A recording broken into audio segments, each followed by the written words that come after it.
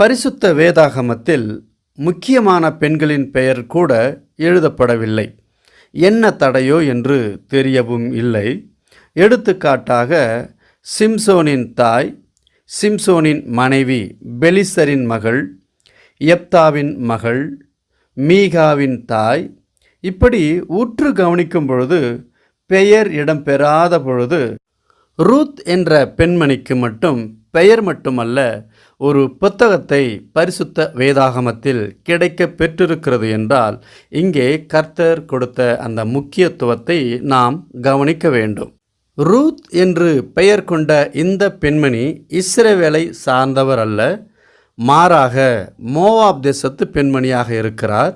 எப்பொழுதும் இஸ்ரவேலர்களுக்கும் மோவாப் தேசத்து ஜனங்களுக்கும் இடையே தொடர்ந்து போராட்டங்களும் சண்டைகளும் சச்சரவும் இருக்கும். காரணம்